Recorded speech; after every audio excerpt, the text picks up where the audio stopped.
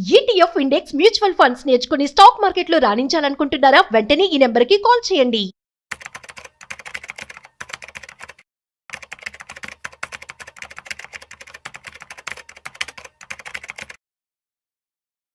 నమస్తే, welcome to Suman TV. నేను విష్ణు. ప్రస్తుతంతో పాటు ప్రముఖ స్టాక్ మార్కెట్ అనలిస్ట్ సుందరరామరెడ్డి గారు ఉన్నారు. సార్తో మాట్లాడదాం.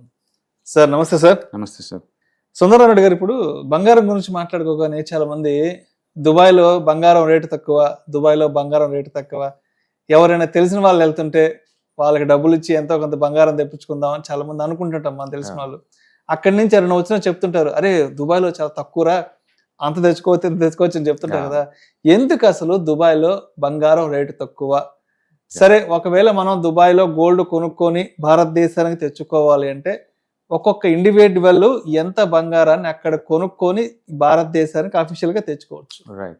సో బేసికల్గా దుబాయ్లో నాట్ ఓన్లీ గోల్డ్ అండి, ఏటికైనా సరే ట్యాక్సెస్ చాలా తక్కువ ఉంటుంది. గల్ఫ్ కంట్రీస్ అన్నింటిలో కూడా ఏంటంటే అది ఆయిల్ బేస్డ్ ఎకానమీ కదా, గవర్నమెంట్కి అదర్ ఇన్కమ్ చాలా ఎక్కువ వస్తుంటుంది అనమాట. అందుకని చాలా కంట్రీస్లో ఇన్కమ్ ట్యాక్స్ జీరో ఉందండి అక్కడ. ఈవెన్ ఇండియా నుంచి కూడా చాలా మంది అక్కడ గోల్డెన్ వీసా తీసుకొని 10 years 20 yearsకి అక్కడ పోయి స్టే చేస్తారు. అక్కడ మీరు ఎంతైనా సంపాదించుకోండి, ఇన్కమ్ ట్యాక్స్ జీరో ఉంటుంది. ప్లస్ ఈవెన్ బిజినెస్ ఏదైనా రన్ చేసినా సరే గవర్నమెంట్కి లీజ్ ట్యాక్సెస్ ఉంటాయి అండ్ సేఫ్టీ సెక్యూర్ హై లెవెల్లో ఉంటుంది. అందుకని వరల్డ్ వైడ్గా ఉన్న అల్ట్రా రిచ్ పర్సన్స్ మొత్తాన్ని అట్రాక్ట్ చేస్తూ ఉంటాయి అనమాట. కాకపోతే ఏంటంటే టెంపరేచర్ కొంచెం బయటికి పోలేము, లోపల వరకు ఉన్నంత చెప్పి అనమాట,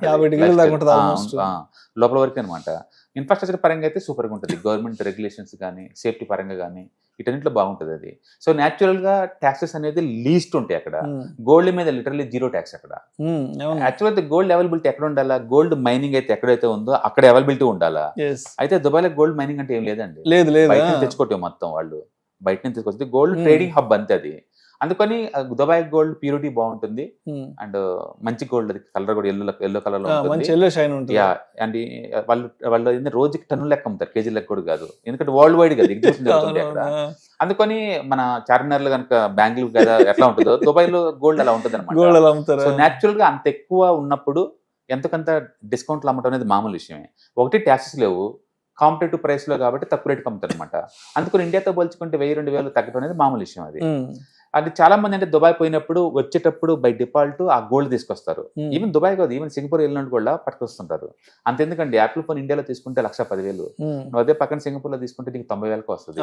అంటే ఫ్లైట్ చార్జెస్ పాంగుంటే ఇంకా డబ్బులు మిగులుతాయి. అందుకే చాలా మంది టూర్కి వెళ్ళినప్పుడు లేదు యాపిల్ ఫోన్ లో చెప్తుంటారు,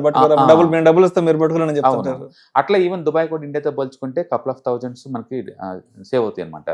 అయితే ఎంత తెచ్చుకోవచ్చు అంటే మీరు కనుక 6 నెలల లోపు ఉంటే ఒకలాగా ఉంటుంది, 6 నెలలు దాటి ఉన్న ఇండియన్స్ కి అయితే ఒకలాగా ఉంటుంది అనమాట. అక్కడ స్టేయింగ్ ని బట్టి. అవును, మన డెఫినేషన్ ప్రకారం ఏంటంటే మీరు ఎన్ఆర్ఐ అన్నాం అనుకోండి, ఊరికే రాదు స్టేటస్. అది ఇండియా బయట 180 days ఉండాలి మినిమం, అలా ఉంటే వాళ్ళకి ఇస్తారన్నమాట ఆ స్టేటస్. మీరు కనుక దుబాయ్ కనుక వెళ్తే టూరిస్ట్ లాగా వెళ్తే 180 days కనుక లోపలికి వస్తే కనుక అప్ టు 40 grams వరకు మీరు తెచ్చుకోవచ్చు. లేడీస్ అయితే, జెంట్స్ కి అయితే 20 grams కన్నా ఎక్కువ అలౌ చేయరు. కానీ అక్కడ తిరకాల్సి ఏంటంటే కస్టమ్స్ యాక్ట్స్ 2016 ప్రకారం ఏంటంటే 1 lakh వర్త్ అయిన గోల్డ్ ని మాత్రమే లేడీస్ తెచ్చుకోవాలి. అది పెట్టింది 2016 లో అంట రూల్, కస్టమ్స్ లో పెట్టింది. ఇప్పుడు ఎంత ఉంది? 10 grams గోల్డ్ 1,10,000. అంటే వాల్యుయేషన్ ప్రకారం చూసుకుంటే 10 గ్రాములు కూడా రాదు ఇప్పుడు. అంటే ఒక 7 గ్రాములు 8 గ్రాముల లోపల అయితే 1 లక్ష రూపాయలు అంతే. 10 గ్రాముల లెక్క అయితే మాత్రం మళ్ళీ 40 అంటారు. ఇప్పుడు మన ఎయిర్పోర్ట్ లో దిగంగానే కస్టమర్లు పట్టుకున్నారు అనుకోండి, వాల్యుయేషన్ ప్రకారం ట్యాక్స్ వేస్తారు వాళ్ళు. 38% ఉంటుందండి కస్టమ్ డ్యూటీ వాటి మీద. చాలా మందికి తెలియక ఏంటంటే వచ్చేటప్పుడు 10 గ్రాములు 20 ఏం పట్టుకోరలే అని చెప్పి తెచ్చుకుంటా ఉంటారు. ఇక్కడ కస్టమ్స్ ఆఫీసర్ చాలా స్ట్రిక్ట్ గా ఉంటారు. చాలా మంది ట్రబుల్ అయ్యారు. దాంతో ఏంటంటే కొంతమంది బ్రైబ్ ఇచ్చే పక్క పోతారు, కొంతమంది నెగ్లిజిబుల్ అమౌంట్ అయితే వదిలేసి వెళ్ళిపోతుంటారు. ఇలా జరుగుతూ ఉంటాయి అనమాట. మొత్తానికి అయితే 40 grams అండి లేడీస్ కి అయితే, 40 grams లేదా అండ్ 1 లక్ష రూపాయల వర్త్ గోల్డ్ ఇప్పుడున్న రూల్స్ ప్రకారం అయితే. జెంట్స్ అనుకోండి 20 grams గోల్డ్ లేదా 50,000 వర్త్, అంతకంటే ఎక్కువ అలౌ చేయరండి. ఒకవేళ తెచ్చుకుంటే అప్ టు కేజీ వరకు తెచ్చుకోవచ్చు, కానీ 38% కస్టమ్ డ్యూస్ కట్టి మీరు తెచ్చుకోవాలా. 38% కట్టేసి. అందుకని చాలా మంది ఇన్నోసెంట్స్ కి రూల్ తెలియదు కాబట్టి టూరిస్ట్ అందరూ కూడా తెచ్చుకుంటా ఉంటారు. అది మొత్తం మీద దుబాయ్లో గోల్డ్ రేట్ తక్కువ. అదే విధంగా ఈ మధ్య ఎన్ఆర్ఐలు కూడా కేంద్రానికి కూడా ఒక విజ్ఞప్తి చేయడం జరిగింది Yeah. ఈ గోల్డ్ వాల్యూకి సంబంధించి కూడా. దాని గురించి ఏదైనా యా చెప్పారా? సౌదీలో ఉన్న ఎన్ఆర్ఐస్ మొత్తం కలిసి గవర్నమెంట్ రిక్వెస్ట్ పెట్టారండి వాళ్ళు. ఎందుకంటే 2016 అప్పుడు గోల్డ్ ఆల్మోస్ట్ 2500 ఉండేది గ్రాము. అప్పట్లో పెట్టిన రూల్ అది. ఇప్పుడు గోల్డ్ రేట్ నీకు 10,000 దాటింది కదా గ్రామ్ రేటు. అవును. అందుకని గ్రామ్ రేటు 2005 దగ్గర ఉన్నప్పుడు డిజైన్ చేసింది ఆ రూల్. ఆ రూల్స్ కొంచెం అప్డేట్ చేయమని చెప్పేసి మొన్న సీతారామన్ కూడా ఒక మెమోరాండం పెట్టారు వాళ్ళు ఓకే. ఎన్ఆర్ఐస్ కలిపి. మేబీ గవర్నమెంట్ అలౌ చేయొచ్చు, ఎందుకంటే ఇప్పుడు గవర్నమెంట్ కూడా గోల్డ్ ఇంపోర్ట్ అయితే బాగానే ఉంటుంది కాబట్టి రేటు. సో మొత్తానికి అయితే ఇండియాలో ఎవ్రీ ఇయర్ యావరేజ్ మీద అయితే మనకి ఆల్మోస్ట్ 700 టన్స్ వస్తుంటదండి gold import. Last 10 years alone కూడా మనకి మోర్ దెన్ 10,000 దాకా వచ్చింది అనమాట. మొత్తం ఇండియన్ అఫీషియల్ లెక్క ప్రకారం అయితే 25,000 టన్స్ ఉన్నాయి. దాని కనుక చూసుకుంటే లాస్ట్ 1 year అలోన్ 50% పెరిగిందండి. 50%. ఎంటైర్ స్టాక్ మార్కెట్ మొత్తం కలిపి 450 లక్షల కోట్లు. ఎంటైర్ స్టాక్ మార్కెట్ ఇండియాలో ఉన్న జస్ట్ గోల్డ్ వాల్యూషన్ ఒకటే 350 లక్షల కోట్లు అండి. కాకపోతే ఎవరు పబ్లిక్ వాటిని నోటీస్ చేయట్లేదు, పట్టించుకోవట్లేదు, అది ఆస్తి అనుకోవట్లేదు. ఎందుకంటే మన కల్చర్ లో వాటిని ఉంచుకోవటం అనేది మన పార్ట్ కాబట్టి వాళ్ళు దాన్ని సీరియస్ గా తీసుకోవట్లేదు. కానీ ఇండియన్స్ చాలా ఆల్టర్ రిచ్ అండి. ఇండియన్స్ అందరూ చాలా ఆల్టర్ రిచ్. ఒకప్పుడు లక్షాధికారి అంటే లక్ష ఉంటే లక్షాధికారి అనేవాళ్ళు. ఇప్పుడు 8 గ్రాముల గోల్డ్ రింగ్ ఉన్న వాళ్ళందరూ లక్షాధికారి. కరెక్ట్.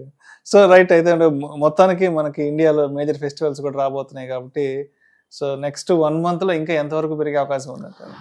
పెరిగిద్దనే బదులు పెరిగిన రేటు కన్సాలిడేషన్ అవుతుందండి. ఎందుకంటే రేటు పెరిగే కొద్దీ కొన్ని వాళ్ళందరూ పోస్ట్ పోన్ చేసుకుంటూ పోతుంటారు. అంటే షాప్స్ కూడా అంత వర్తం కాదు. అందుకని గోల్డ్ రేట్ పెరిగిద్దని అనుకోవట్లేదు. ఆ పెరిగిన ర్యాపిడిటీ స్పీడ్ ఏదైతే ఉందో అదేమవుతుందంటే టైం కరెక్షన్ వస్తుంది. కాబట్టి ఈవెన్ దసరా దివాళీ టైం కూడా గోల్డ్ 1,10,000 దాటి ముందు పోద్దని అనుకోవట్లేదు. బట్ ఈ పెరిగిన ప్రైస్ సస్టైన్ అవుతుంది అంతే. ఎందుకంటే వరల్డ్ వైడ్ ఈక్విటీ మార్కెట్ బాగా ర్యాలీ జరుగుతూ ఉంటాయి. అండ్ సెంట్రల్ ఇప్పుడు ట్రంప్ టారిఫ్ వార్ కొంచెం ఆగింది అనుకోండి, గోల్డ్ కి అమౌజ్ తగ్గిపోద్ది ఆటోమేటిక్ గా. అందుకని నేను అనుకోవటం నెక్స్ట్ 1 year కన్సల్టేషన్ పేజ్ లో ఉంటుంది తప్ప టూ మచ్ గా పెరగదు. ఎందుకంటే ఇప్పటికే చాలా దూరం పెరిగింది అది. అంటే ఇదే కాదు, ఏ ఎసెట్ అయినా సరే అది టూ మచ్ గా 50 to 100 పెరిగింది అనుకోండి, అంటే 2-3 years సైడ్ మార్కెట్కి వెళ్ళిపోతాయి. టైం కరెక్షన్ అంటారు. అండ్ ఇది గోల్డ్ లో కూడా టైం కరెక్షన్ అయ్యే ఛాన్స్ ఎక్కువ ఉంటుంది.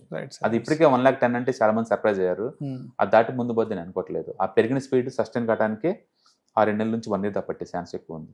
కాబట్టి ఎంత ఫెస్టివల్ సీజన్ అయినా సరే అది సెంట్రల్ బ్యాంక్స్ కొనటం వల్ల వచ్చిన హ్యూజ్ డిమాండ్ కాబట్టి, and market already gold all time హైలో ఉంది కాబట్టి మేబీ వాళ్ళు ఒక 5% 10% డ్రాప్ అయితే మళ్ళీ సెంట్రల్ బ్యాంక్స్ కొనడానికి బిన్ చేయొచ్చు మేబీ. లేదా ఈ ట్రంప్ టారిఫ్ వారు ఇంకా అగ్రెసివ్ కనుక అయితే అప్పుడు పెరిగే ఛాన్స్ ఉంది. ఇప్పుడు చైనా వాళ్ళతో అమెరికా వాళ్ళు అగ్రిమెంట్ జరుగుతుంది. వాళ్ళతో కూడా వాళ్ళు tick talk America division America వాళ్ళకి అమ్మేస్తున్నారు. అరాకిలో కొంటారు. అందుకని చైనాతో ఉన్న ఇష్యూ కూడా రిజాల్వ్ అవుతుంది. ఇండియాలో టారిఫ్ వార్ కూడా రిజాల్వ్ అవుతుంది. కాబట్టి ఈ ఇష్యూ పెద్ద ముందు పోదు ఇంకా. అందుకని నేను అనుకోవటం ఏంటంటే వరల్డ్ వైడ్ గా స్టెబిలిటీ వచ్చే ఛాన్స్ ఎక్కువ. స్టెబిలిటీ కనుక వస్తే కనుక సెంట్రల్ బ్యాంక్స్ కూడా గోల్డ్ కొనడం తగ్గొచ్చు. అంటే పెరిగిన రేట్ ఆల్రెడీ సస్టైన్ కావడానికి ఎక్కువ టైం పట్టింది కాబట్టి టైం కరెక్షన్ వచ్చే ఛాన్స్ ఉంది. అండ్ ఆటోమేటిక్ మార్కెట్స్ కూడా బాగా పాజిటివ్ బుల్ ర్యాలీలో వెళ్తాయి కాబట్టి కొంత గోల్డ్ కూడా ఆపేసి మళ్ళీ ఈక్విటీలోకి వస్తారు. Right. Thank you sir. Thank you so much. October 12 మీకు దగ్గరలోని సిటీకి వస్తున్నాం.